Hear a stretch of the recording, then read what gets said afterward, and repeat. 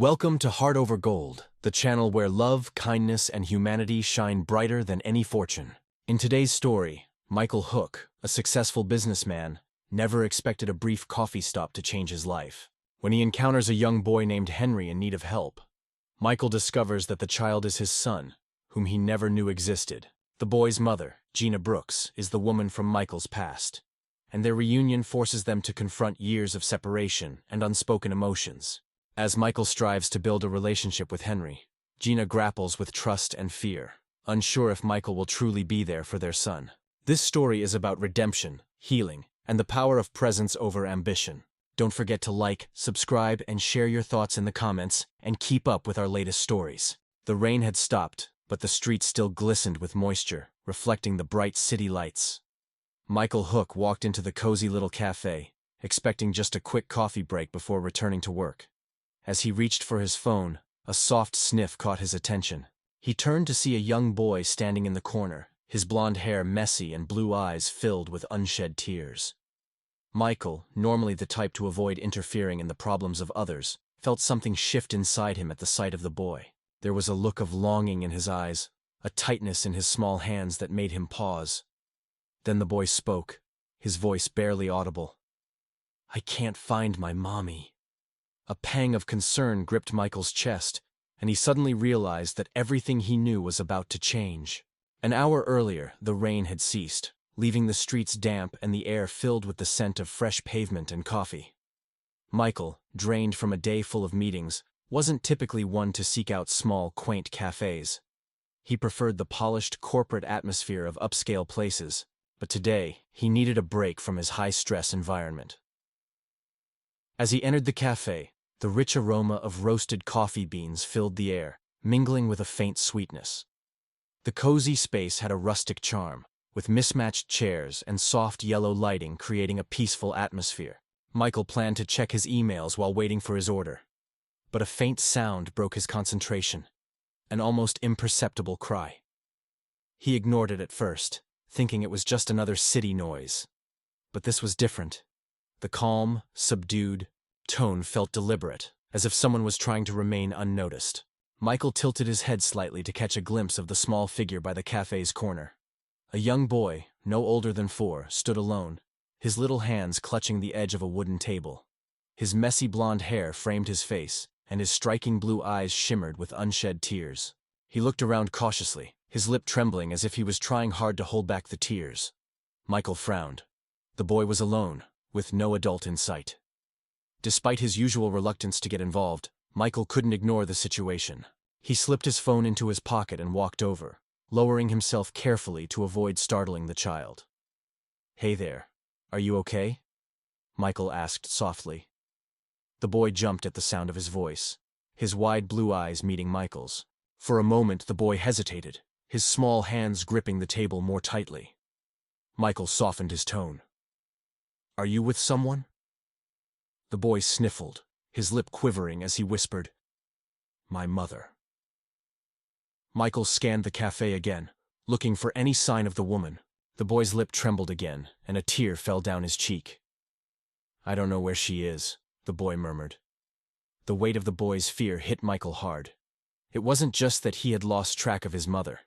The boy was alone and scared. "All right," Michael said gently. "What's your name, little one?" The boy wiped his eyes with the sleeve of his jacket. "Henry." "Great name," Michael said with a small smile. "All right, Henry, let's figure this out. Can you remember the last time you saw your mom?" Henry nodded, but then his face fell. "She was busy. She told me to stay in the back, but I got bored and came out. Now I can't find her." Michael's heart tightened. She must be somewhere in the cafe, he thought. He stood up and looked toward the counter where a barista was serving another customer. Moving closer, Michael gently placed a hand on Henry's shoulder for reassurance. "Excuse me," Michael called to the barista, his voice calm but firm. "This boy is lost. He says his mother works here. Can you help me find her?" The barista's face lit up with recognition. "Oh, that's Lily's boy." She turned toward the back of the cafe and called out, "Lily, hurry up!" A few moments later, the sound of footsteps echoed from the employee entrance, and a woman hurried toward the front. She stopped when she saw Henry, her whole body relaxing in relief. She immediately knelt to hug him, her face filled with joy. "Henry!" she exclaimed, brushing his hair away from his face. "You scared me, darling. I told you to stay in the back." "I'm sorry, Mama," Henry sniffled, holding on tightly to her. Then, Lily looked up and froze when her gaze met Michael's. In that instant, everything seemed to pause. Michael recognized her immediately. Gina Brooks, the woman who had disappeared from his life years ago. She had once been everything to him, and now here she stood, holding a boy with the same striking blue eyes as his. Gina's breath caught in her throat as the reality of the situation settled in. She hadn't expected this moment, yet there he was, Michael, looking as handsome as ever, his presence as commanding as it had been in their past. Michael's gaze flickered between her and the boy. "Does he belong to me?"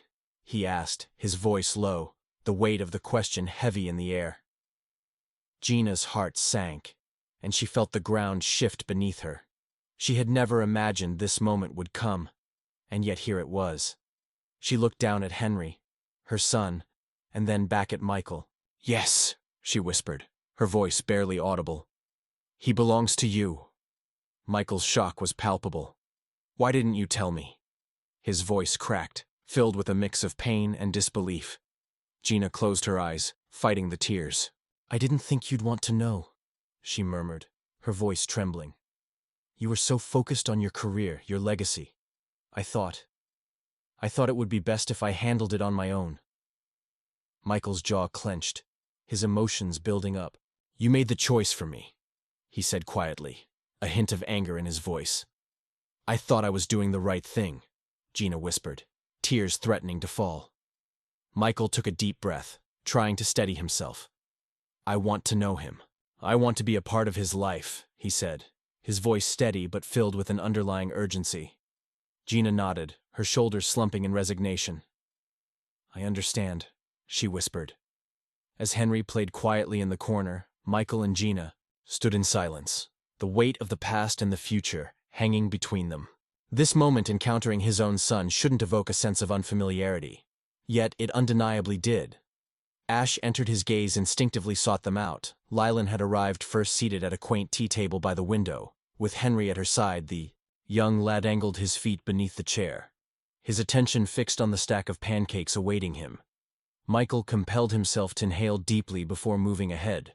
Lilan raised her gaze initially, her demeanor, cautious yet composed. She had hardly uttered a word since consenting to his involvement in Olivia's life, and now as she observed him he sensed that she was still grappling with whether she had made the correct choice.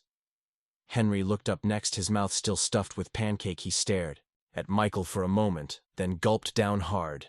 "You returned here," marked his tone, laced with astonishment.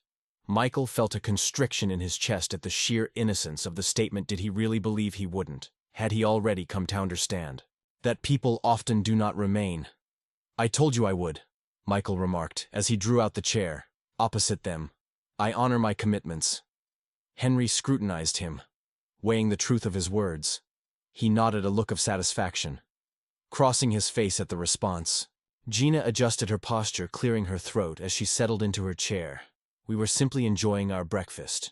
I was uncertain about the time of your arrival. I had no intention of arriving late." Michael cast a quick look at Henry's plate before shifting his gaze to the additional one resting nearby. "Have you placed the order for?" Melilan paused, uncertainty flickering in her mind. I wasn't certain if you would desire anything." Henry, on the other hand, appeared to possess unwavering confidence. "Feel free to take some of mine," he said, nudging his plate a bit closer. "Mother says that sharing is beneficial." Michael's lips curled slightly, a hint of humor breaking the seriousness of the moment. "She is correct." He lifted a fork and took a delicate bite, disregarding Gina's gaze, which seemed to dissect his every action. The pancake shed a hint of chill, yet he hardly paid it any mind. Henry smiled broadly. "Do you enjoy pancakes?" Michael gave a slight nod. "Indeed. It's been some time since I last enjoyed them." The young lad inhaled sharply. "What's the reason behind that?" Michael paused, aware that he lacked a response that wouldn't come off as absurd at this moment, it seems. "I've been quite occupied."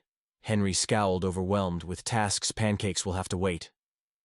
Michael cast a sidelong glance at Gina, who seemed absorbed in her coffee, avoiding any engagement. He cast a glance back at Henry, overwhelmed with numerous commitments. The words lingered in the air for a brief moment, yet Henry chose not to linger on them.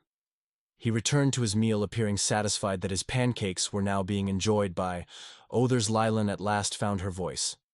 "I'm unsure about your intentions. In this situation, Michael," he locked eyes with her. "I desire moments with my son." She let out a breath. "It's more complex than that, it is to me," he stated with conviction. "I wish to avoid causing any upheaval in his life. I wish to avoid any confusion for him. However, I refuse to turn my back." Gina gazed at him for an extended moment, as though assessing his words, searching for any flaws within them.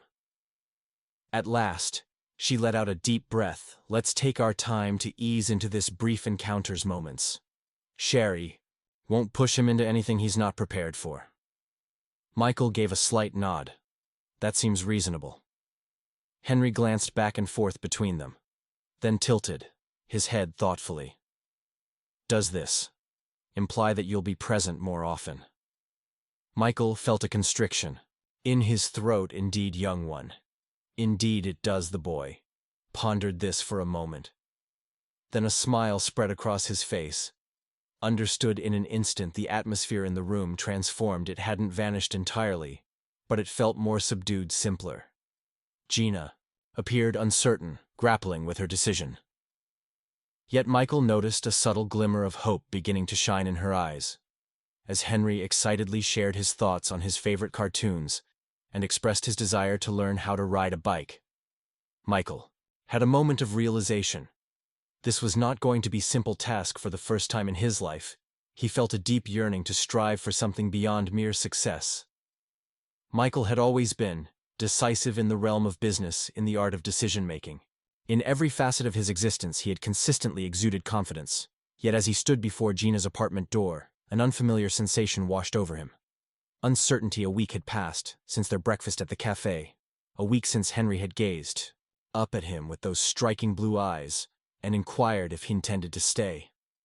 Michael fulfilled his commitment, showing up each day and gradually integrating into his son's daily life. Brief strolls to the park, leisurely afternoons at the cafe where Gina was employed, and extended discussions about dinosaurs and superheroes. It was unfamiliar, peculiar, and daunting in ways he had not anticipated yet. It also seemed indeed, Gina had exercised caution. She remained nearby, never fully abandoning them. Always within hearing distance, always observing. He grasped the concepts. She was still contemplating whether she could place her trust in him, and if he would indeed keep his promises. Indeed he was as well. Today felt unique. Today marked the first occasion. When Gina welcomed him into their home, Michael rapped twice, adjusting his stance as he lingered. In anticipation, the door creaked open moments later, revealing Gina, her brown eyes meticulously examining his face as if she were weighing the merits of this encounter. She silently moved aside, granting him entry. The apartment, though compact, exuded a cozy warmth. Sunlight poured through the windows, enveloping the humble furnishings in a warm, golden glow. Several children's books lay haphazardly on the couch, while toy cars were arranged with meticulous order on the coffee table, suggesting that Henry had arranged them with thoughtful care. It was a stark contrast to Michael's familiar surroundings. His realm was polished, contemporary, crafted with intention. This space exuded a sense of warmth, resembling a home in a manner his penthouse never could. From the hallway, Henry's voice echoed, vibrant and brimming with enthusiasm. "Mommy, is he here yet?" Lylan hardly had a moment to respond when Henry burst into the living room, a broad smile lighting up his face. His golden locks clung to his forehead, still glistening from a recent bath. While he donned pajamas adorned with whimsical little rocket ships, he came to a sudden halt in front of Michael, his eyes sparkling with enthusiasm. "You came," he said, as if he had been holding on to the hope that Michael might reconsider. Michael lowered himself, aligning his gaze with the other. "I mentioned I would do that." Henry's smile grew brighter, and in a spontaneous gesture, he took hold of Michael's hand and pulled him toward the couch.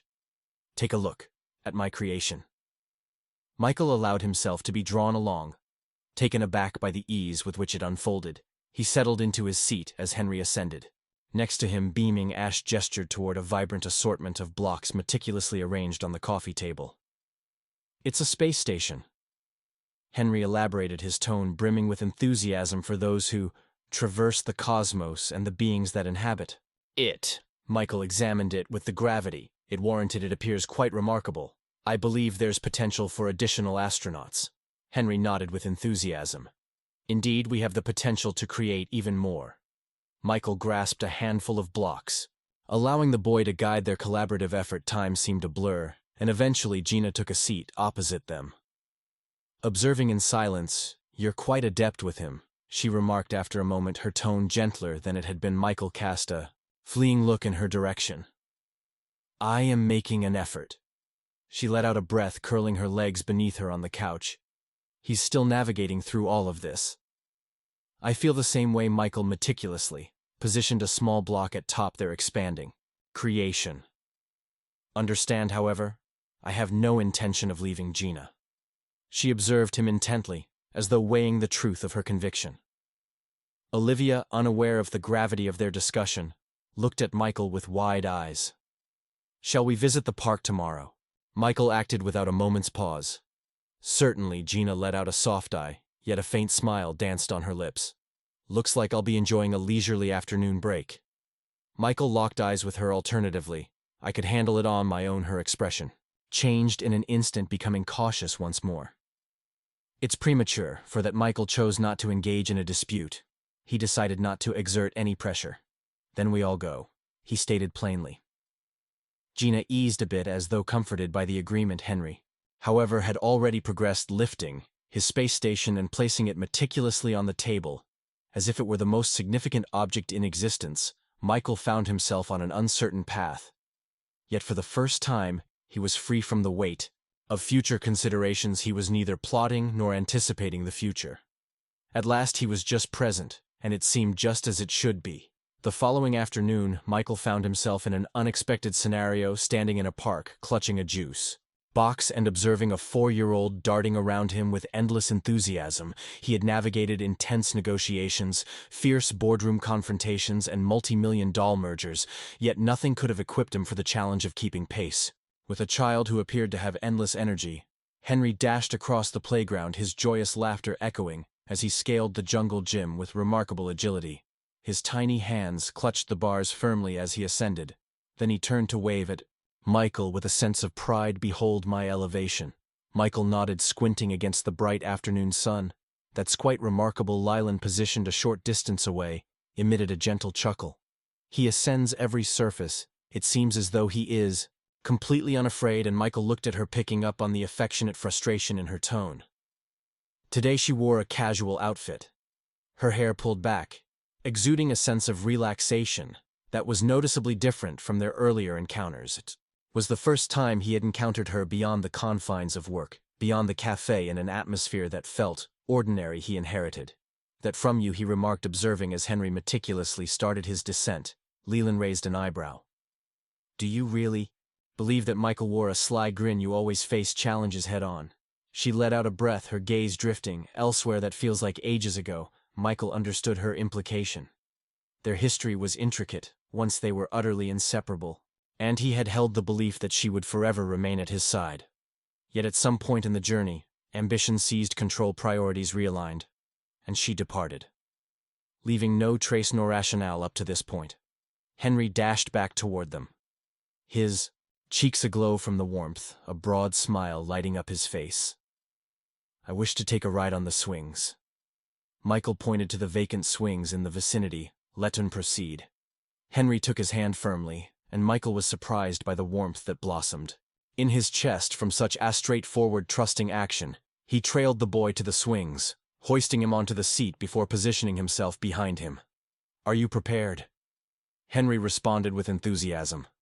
"Lift me up." Michael let out a soft laugh. "Not excessively elevated. Your mother may have some strong feelings about this."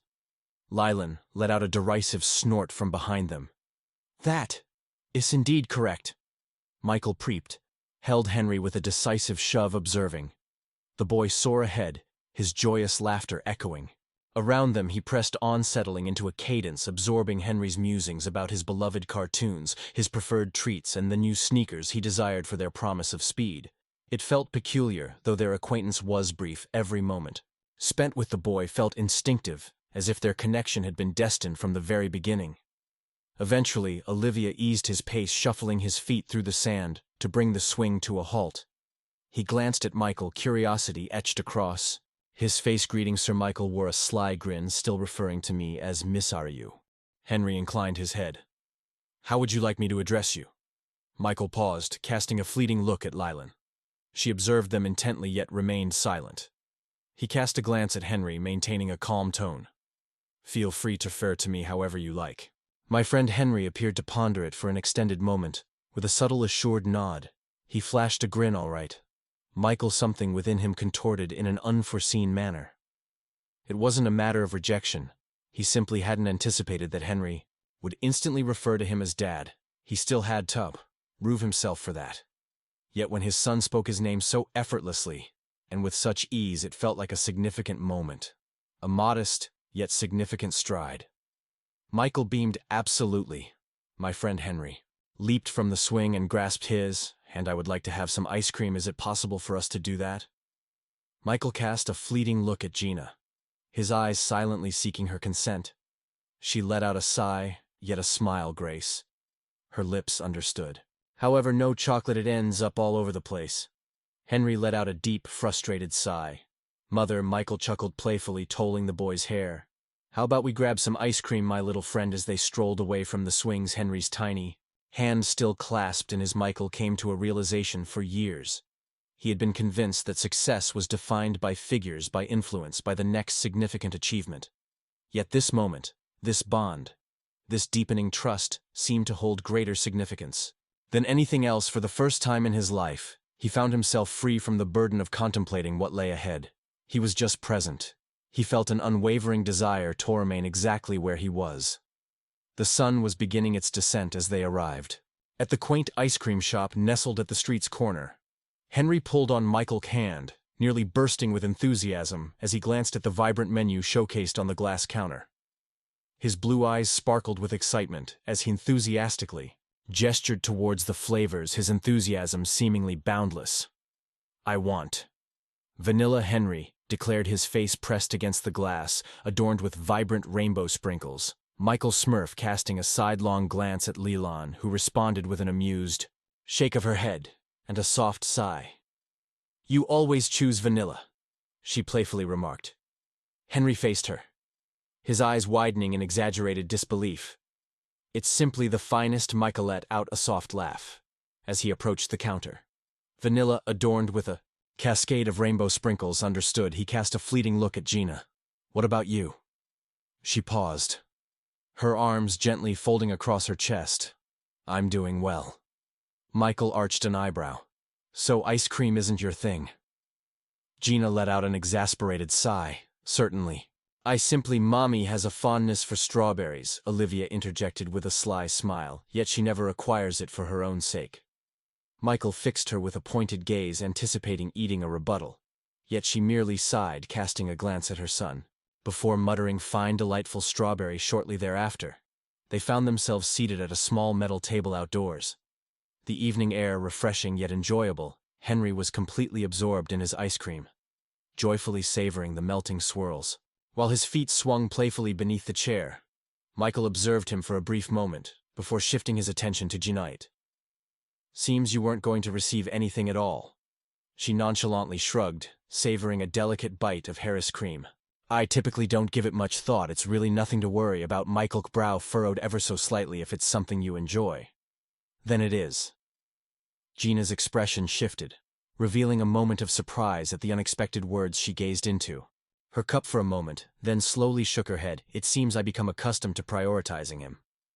Michael cast a sidelong look at Henry, who was meticulously arranging sprinkles on his spoon, savoring each one as he consumed them. Individually, he acknowledged. It's softly, however, it doesn't imply that you aren't worthy of having things for yourself as well.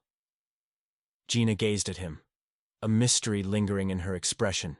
He nodded. The uncertainty, the long history of solitude, the subtle resilience that had propelled Her forward he understood, that she acted in what she believed to be the best interest, even if he could never concur with her decision to keep Henry away from him. "Why did you really leave?" he asked after a pause, maintaining a calm tone. "The truth is, what I seek." Gina took a deep breath, her grip on the spoon growing firmer. "I've already mentioned it," she said softly. "Fear gripped me. Your attention was entirely consumed. Ed, by your professional pursuits, by the growth of your enterprise, and by matters that seem disconnected from family life. I persuaded myself that sharing this with you would make you feel obligated, yet not truly engaged. I assumed you would just throw money at the situation, yet not genuinely wish to be involved in his life." Michael's jaw tightened, yet he willed himself to maintain his composure. "You never afforded me an opportunity." She recoiled just a bit, a flicker of remorse evident in her gaze. "Understand." He let out a breath, his fingers brushing through his hair. "Do you really believe I wouldn't have desired him?" Gina gave a slight shake of her head. "I was unaware, Michael. I truly had no idea by the moment. I considered sharing it with you. Far too much time had slipped away. I felt a sense of apprehension about your words and actions. I hoped Henry wouldn't be just a secondary consideration in your life. He was worthy of so much more." Michael gazed at her, and for the first time he truly perceived her not merely as the woman who had departed, nor just as the individual whose decision had caused him pain, but as a mother who had acted in what she believed to be the right way, despite the fact that it may have been misguided. He cast a quick look at Henry, who was now cheerfully humming to himself while he adorned his ice cream with a colorful array of sprinkles he had overlooked. Countless milestones, his initial steps, his first utterances, all the precious moments that define a child's journey.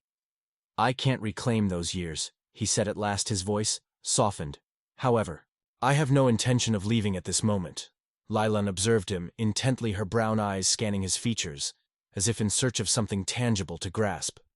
Gradually she inclined her head in agreement. "I understand it was not about forgiveness. It fell short of all his expectations, yet it marked the beginning." Henry abruptly shifted his gaze toward them, oblivious to the weight of their discussion. "Are we able to indulge in ice cream once more tomorrow?" Michael grinned, extending his hand to tousle the boy's hair playfully. "Are you looking to establish this as a regular practice?" Henry smiled broadly, perhaps. Gina chuckled gently, her head shaking in amusement. "Not every day, my dear." Henry sulked for a moment before shifting his gaze to Michael. "But you'll return, won't you?" Michael acted without a moment's pause. "Absolutely, my friend. I will remain present for the first time." He realized he truly meant it. A week had gone by since that night at the ice cream shop, and a change was in the air. Michael demonstrated unwavering dedication, appearing daily and investing time, with Henry affirming that he was genuinely present in their lives. Gina remained vigilant, yet there were fleeting instances, subtle ones where he could perceive the facade beginning to falter, instances when her gaze shifted from doubt to a gentler warmth, hinting at a budding sense of trust. This evening, he found himself on Ellie's couch, observing as Henry meticulously organized his toys into tidy rows across the floor. The young lad was eager to share his collection of action figures with Michael, passionately detailing which ones represented heroes and which ones were the villains. Michael tuned in, truly engaged, allowing Henry to elaborate on fantastical skirmishes and covert operations. Lilan glided through the kitchen, her movements soft and deliberate as she prepared the tea. For the first time she had lowered her defenses enough to allow him to remain this long. Typically she crafted a reason to conclude their gatherings prematurely, consistently maintaining a sense of order. Yet this evening she had not hurried him away. That seemed like a step forward. Henry abruptly pivoted, his head tilting in a gesture of curiosity. "Do you own a home, Michael?" Ian gave a slight nod. "Absolutely, I do. Is it large?" Michael wore a sly grin. "Somewhat." Henry's brow knitted in contemplation. "Does it feel isolating?" The inquiry took Michael by surprise. He couldn't quite pinpoint the reason, yet it happened. He had never thought of his home as desolate before. It exuded elegance, embraced contemporary aesthetics, and showcased impeccable craftsmanship. It served its purpose well, operating with precision, yet warmth had always eluded it at times. he confessed. Henry nodded as though it all aligned seamlessly in his mind. Consider acquiring a fish. Michael arched an eyebrow. A fish indeed, Henry remarked with a serious tone. Silently present, they offer a comforting presence. Gina's soft laughter drifted in from the kitchen. He has an intense fascination with fish. Henry faced her, his arms crossed defiantly, because they are impressive. Michael let out a soft laugh. Very well, you've swayed my opinion. Perhaps I shall acquire one. Henry smiled broadly. May I assist in choosing it? Michael gave a slight nod. Absolutely. The boy wore a satisfied expression, as though he had just made the most significant choice imaginable. He returned to his toy satisfied, while Michael observed him still in disbelief over how much he had overlooked. Gina approached him, offering a steaming mug of tea. I can hardly wrap my head around the idea of you thinking about bringing a pet into your life. Michael wore a sly grin. Changes are inevitable. She settled into her seat opposite him, releasing a gentle breathe. Indeed, they do in that fleeting moment. Silence enveloped them both. The weight of unspoken memories hung in the air. A palpable presence that neither could ignore. Unspoken words lingered between them and scars remained unhealed. Yet there was an essence to this moment that seemed distinct. Gina placed her mug on the table, her gaze fixed on him with intense scrutiny. It seems like you have a strong desire for this, don't you? Michael locked eyes with her, his voice steady and unwavering above all else. She observed him intently, looking for any signs of weakness or uncertainty. Yet she found none. Gradually she inclined her head in agreement. Very well, she replied gently. Michael was uncertain about the exact meaning, yet he was certain of one thing. It surpassed anything she had offered him in the past, and that sufficed at this moment. Michael was unaware of the extent to which his life had transformed until a serene evening unfolded, revealing him seated on the floor of Gina's living room, assisting Henry in constructing a racetrack for his toy cars. Only a few weeks prior, his days were consumed by an unrelenting schedule of meetings, deadlines, and the perpetual pursuit of achievement. Yet here he found himself fully engaged in the delightful task of arranging miniature ramps and loops, as Henry animatedly detailed the rules of his fantastical race. All right, this one is the quickest, Henry remarked, lifting a red car. However, this particular one, the blue one he chose, excels at jumping. Michael acknowledged with a solemn nod. That's a compelling approach. Are we in a competition? Henry smiled broadly. Indeed. However, it's essential to choose a quality vehicle, definitely not a sluggish one. Michael fell in deep contemplation before selecting a stylish black car. What do you think of this one? Henry scrutinized it carefully, then nodded in satisfaction. That's quite clever. However, mine is still destined to triumph. Michael wore a sly grin. We'll find out soon enough.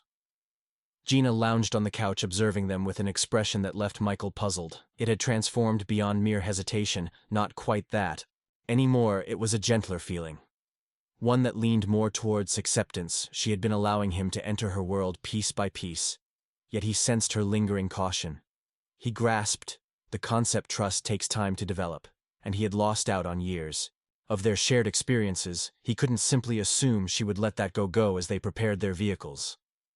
Henry abruptly faced Michael, posing a question that caused him to hesitate. Will you be here tomorrow? Michael acted without a moment's pause. Absolutely, my friend. I shall. Henry smiled, pleased with the response, and returned to aligning his car at the starting line. Michael cast a fleeting look at Gina. She continued to observe him, and this time, when her gazes locked, she held her ground. Later that night, once Olivia had drifted off to sleep, Michael assisted Gina in tidying up the living room. The silence enveloped the space, a serene and cozy stillness that seemed to belong there. Gina at last found her voice. He's starting to form a bond with you. Michael placed the toy car aside, pivoting to meet her gaze completely. I desire for him to. I wish to support him in any way I can.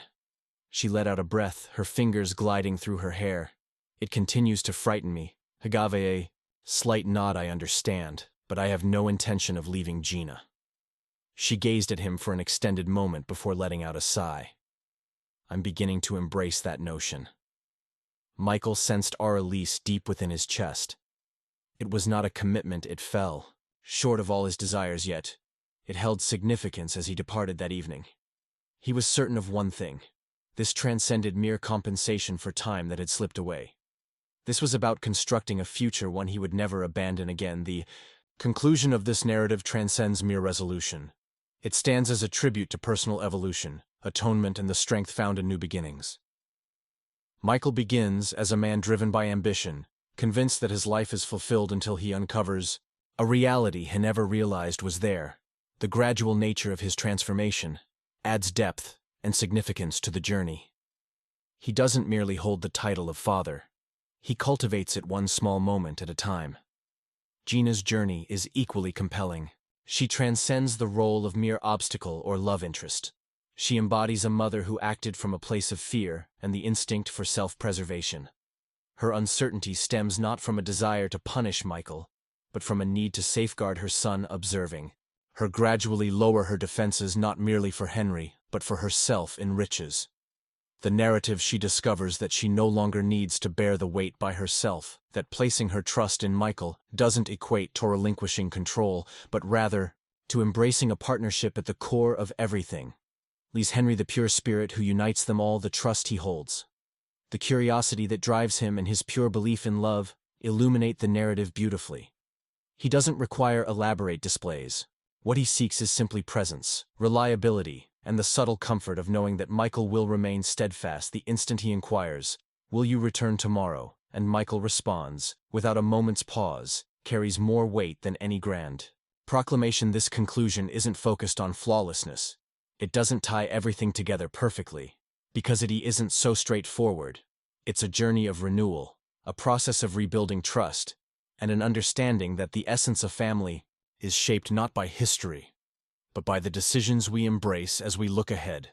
And what's truly enchanting about it, Michael is not contemplating the future of his career, his financial status, or the mark he will leave behind. He contemplates Henry concerning presence, and that above all demonstrates the extent of his transformation.